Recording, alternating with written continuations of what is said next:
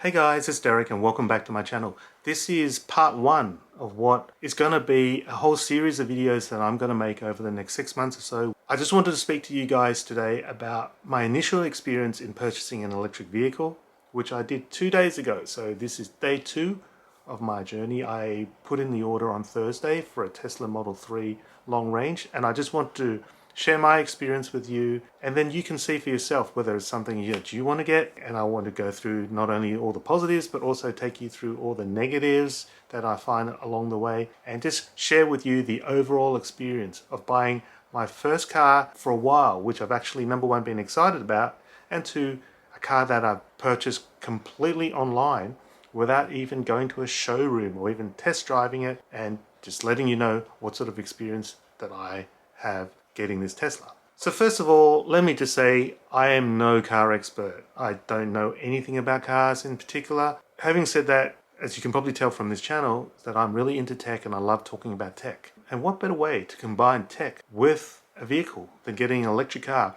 And it's something that I'm going to be spending at least 2 hours a day in for my daily commute to work. So I'm spending upwards of 10 hours a week in a car, and I just thought, for the first time in forever, I wanted to get something that I feel comfortable in, that is safe, and it's something that's techy. And that's why I decided to purchase a Tesla. I have no desire, no intention to flex in terms of anything. So for the people who know me, I don't like to show off about the stuff that I have, and the only reason that I'm getting a car like this is purely for my personal enjoyment. I don't really care what other people think. I don't really care what people say. I've learned through the many years that I've spent working in my profession that there's always going to be somebody smarter than me, somebody with more qualifications than me, and definitely 100% I know loads of people with way more money than me. So there's no point getting something just to show off. And any good financial advisor will tell you that if you're going to spend money on a depreciating investment like vehicles, like boats, like big holidays, you get no financial return. So the only reason you should be doing this is for pleasure and your own personal happiness.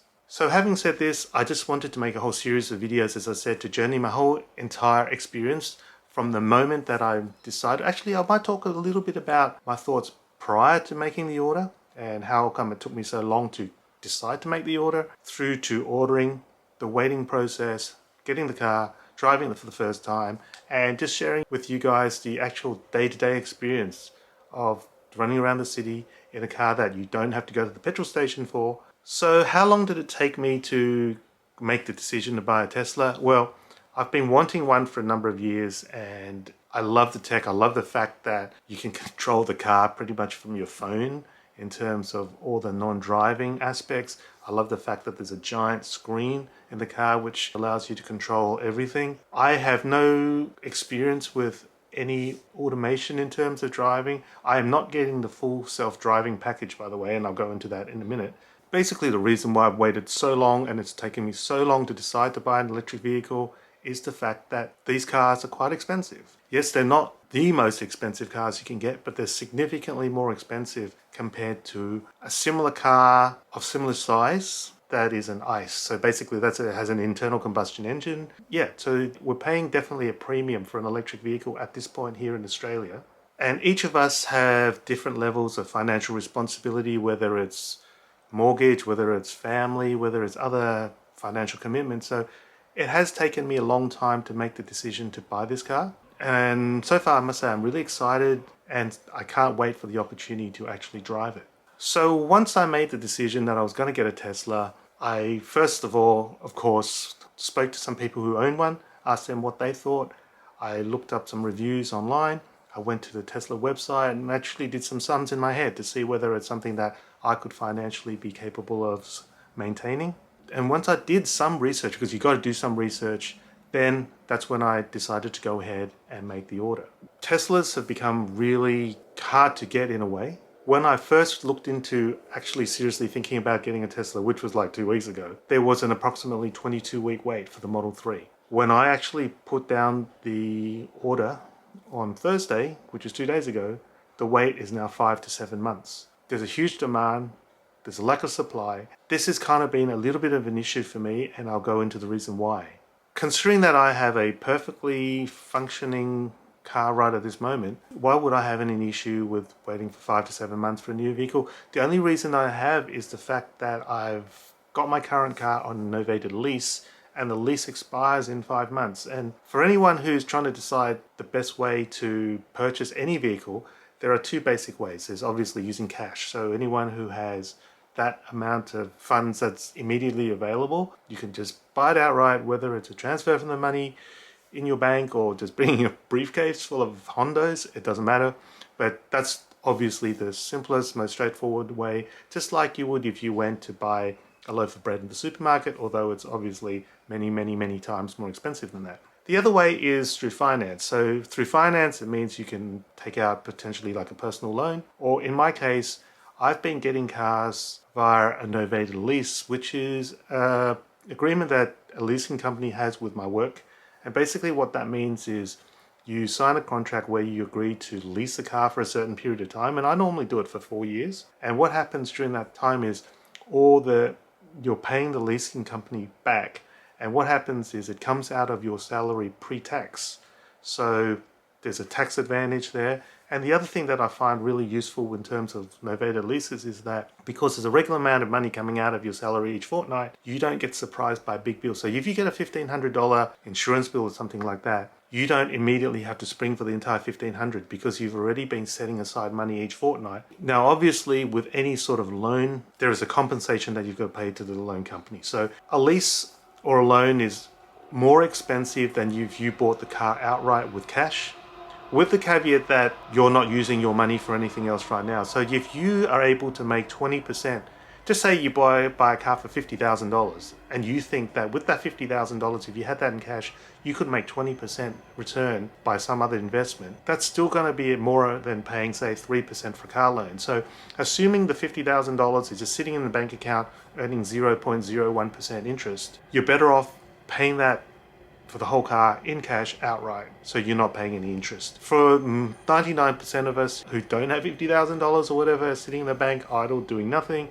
borrowing money in some shape or form is the most common way for us to get a new vehicle. So as to summarize, in terms of a novated lease, you pay a certain amount a fortnight, including the management fees and stuff like that. They take this amount out pre-tax, and it covers for all your car expenses such as fuel if you have an ICE, rego, insurance, CTP, servicing, roadside, flat tires, new brakes, all that kind of stuff it covers. You can also package in the lease any accessories that you fit at the time of purchase. So if you, for example, put on a tow bar, a roof rack, and you get it done at the time of purchase, you can add that to the lease. Just bear in mind that if you do any of that stuff after you get the car, you cannot package it. Car washes you can, car accessories you can, but there are some limitations of what you can't. For example, tolls, speeding tickets, you can't claim on your novated lease. There is a set agreed term when you sign the loan agreement with a novated lease,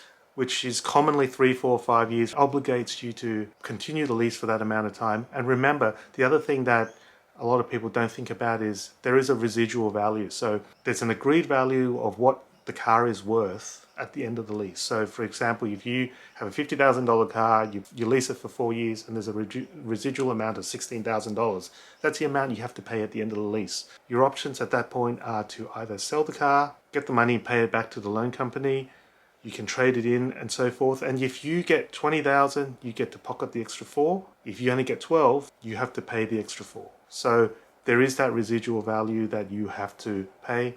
Some of the leasing companies now offer like a residual value protection insurance policy that's part of it. If you don't get the amount that you thought you were going to get, as long as the car's in good condition, the insurance will pay that difference, if you know what I mean. So I have to move for a second because my foot's cramping because I'm sitting on my foot. So the only other thing that I needed to check out when it came to a novated lease was with an ICE or an internal combustion engine, fuel costs are included as part of the lease. And I just wanted to check with them as to whether charging is. As we know, if you get an electric vehicle, we have to charge it. And there's 2 ways to charge it. You can charge it at home, and you can charge it through Tesla's network of superchargers, or there are other destination charges that you can use. From what I can gather, you can claim back on your lease the cost of charging under 2 conditions. You can claim it back if you use a commercial supercharger, and if you charge it at home, you can claim it back only if you have a separate meter that's dedicated to charging your electric vehicle. The reason for that is that if you just charge your car at home using your main account for the rest of your electricity, it's impossible to separate the expense. So you can't tell how much money or how many kilowatts you spend charging your car compared to powering your air conditioning and your lights at home. So you cannot claim back the cost of charging if you don't have your car on a separate meter at home.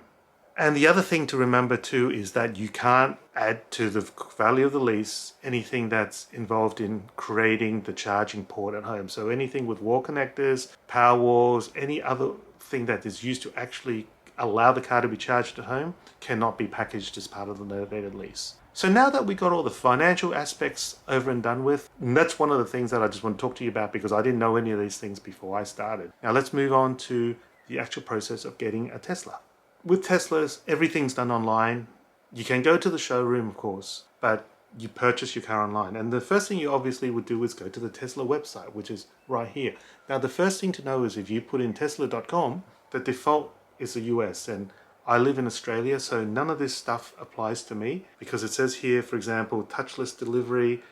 Unfortunately, in Australia, they don't deliver the car to your home and you actually have to go to one of the showrooms to pick up your car. So you have to go to menu, which is on the side here, and you go to the region at the bottom and you've got to go and scroll up there. I don't know how well you can see it, but basically you're scrolling up until you find your region, which for me is Australia, and it takes you to the Australian website, which is different to the American one for different reasons. And you can tell it's Australia because at the top right here, it tells you that there are electric vehicle incentives for different states. There is a incentive at the moment for electric vehicles that you don't have to pay the stamp duty in certain states in Australia.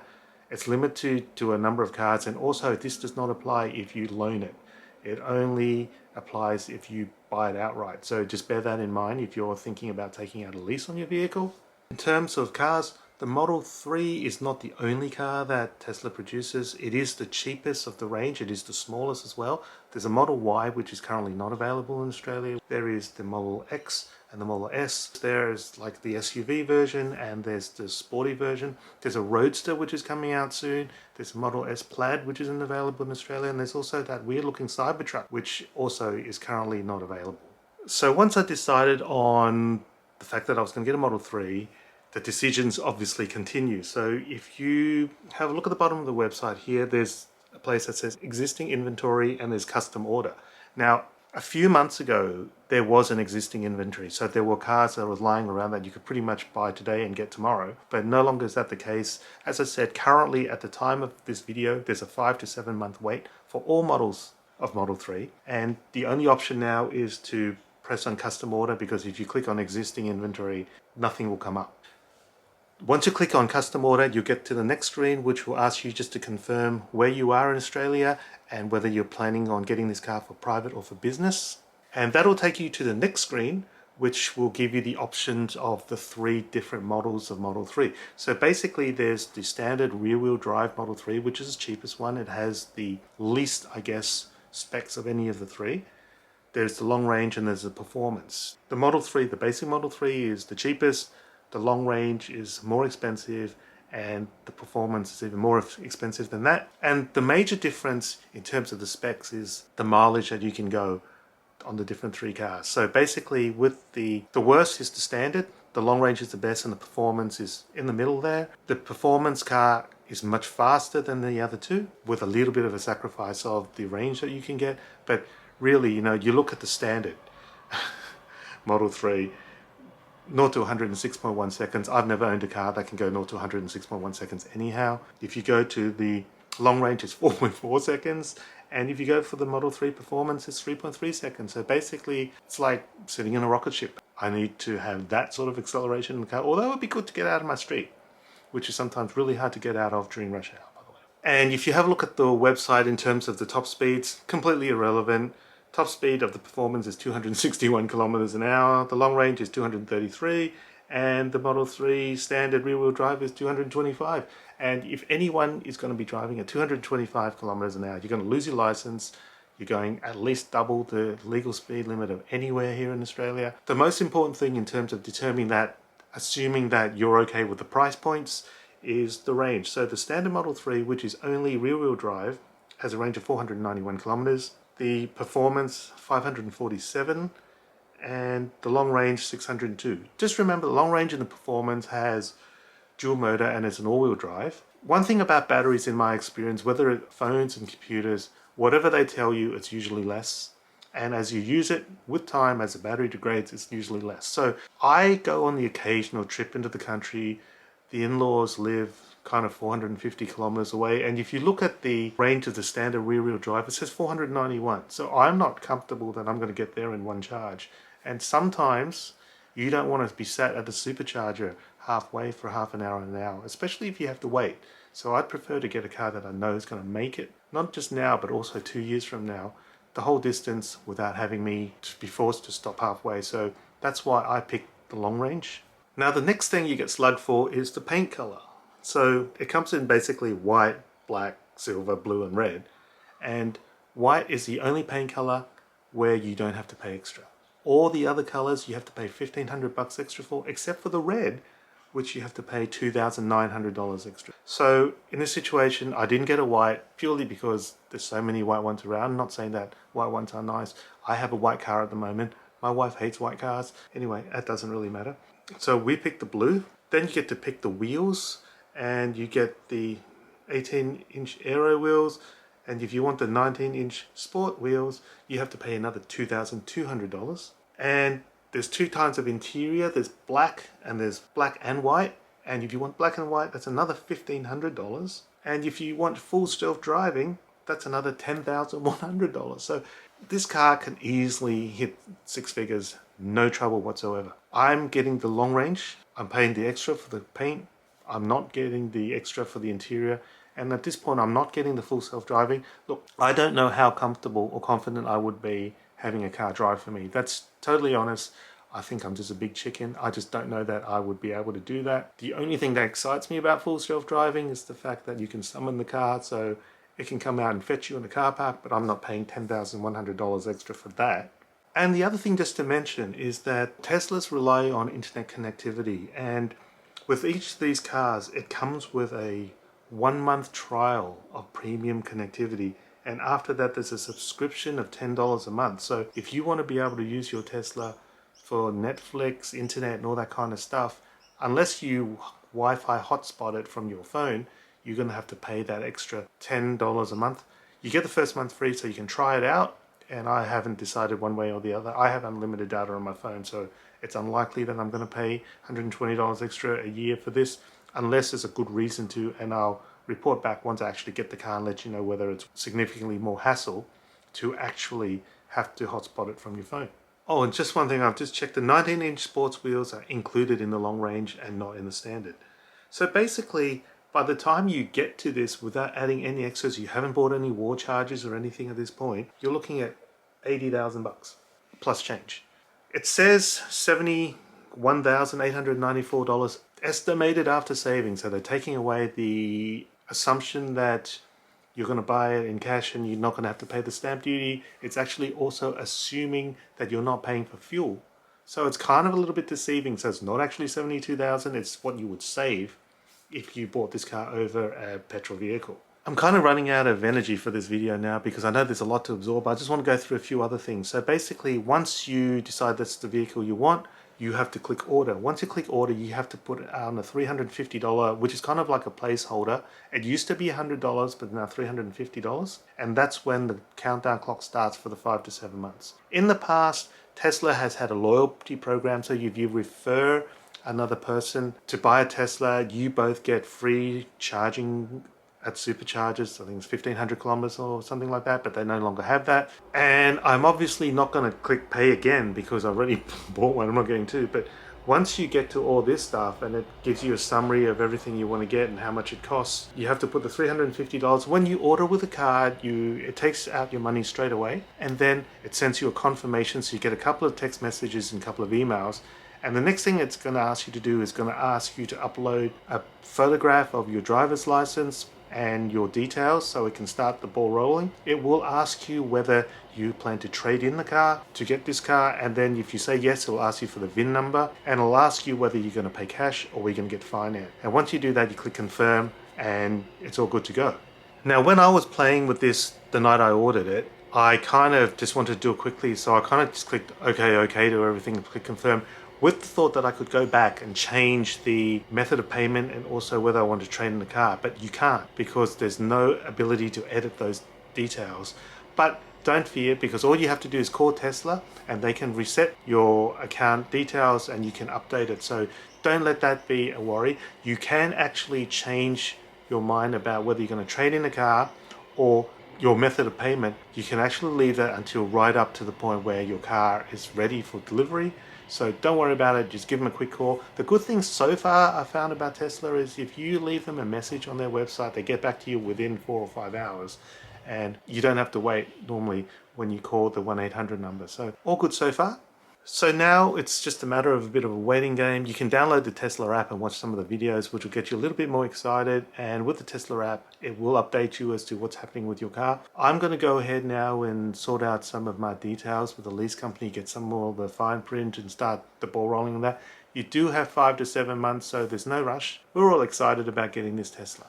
So thank you for watching part 1 of this video. Hopefully it hasn't been too long, hasn't been too boring, but I just wanted to go through basic aspects of actually getting the ball rolling. Hope you found it useful, and as usual, give me a thumbs up, and I'm going to make the next video about this Tesla as soon as I get any sort of an update. I don't know whether it's going to be a day, a week, a month, I don't know, but I'm sure to keep you updated on the progress of my car. Remember to like and subscribe and check out my channel for other standing videos. Until next time, have a great day. See you soon. Enjoy the day. I'm really looking forward to getting my new car soon. See ya.